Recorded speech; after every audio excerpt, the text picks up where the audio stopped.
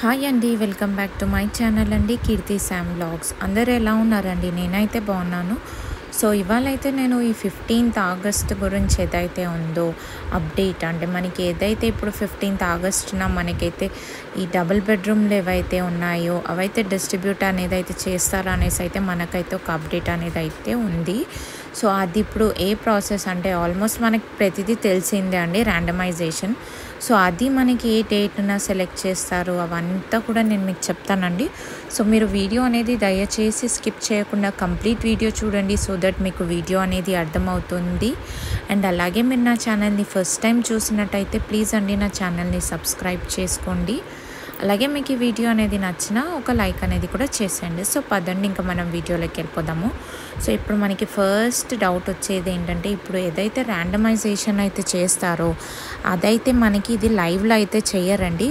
ఎందుకంటే ఇప్పుడు లైవ్లో చూసిన వాళ్ళు ఇంకా నా పేరు రాలేదు అనేసి అయితే గొడవ చేయడం అనేది అయితే జరుగుతుంది.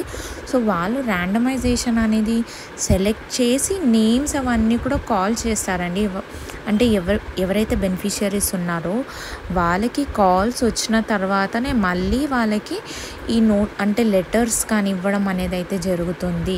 సో ఆ వీడియో అనేది మనకి తర్వాత లేటర్గా పోస్ట్ అనేది అయితే చేయడం అనేది జరుగుతుంది. సో లైవ్లో అయితే తీయరు, ఎందుకంటే ఇప్పుడు లెటర్స్ ఇవ్వడం కానీ మళ్ళా బెనిఫిషియరీస్ ఎవరైతే ఉన్నారో వాళ్ళందరినీ చేర్చి ఒక చోటన చేర్చి అవంతా చేయడానికి కూడా మనకి కొద్దిగా ప్రాసెస్ అంటే లెంది ప్రాసెస్ ఉంటుంది, టైం అనేది కూడా పడుతుంది. కాబట్టి సో ఫస్ట్ వీళ్ళే ర్యాండమైజేషన్ కొత్త అప్లికేషన్ అనేది కూడా తీశారు, సో దట్ నేమ్స్ అనేది సెలెక్ట్ చేయడం అనేది జరుగుతుంది.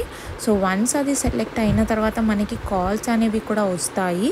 సో మనం కాల్స్ అలర్ట్లో కూడా ఉండాలండి.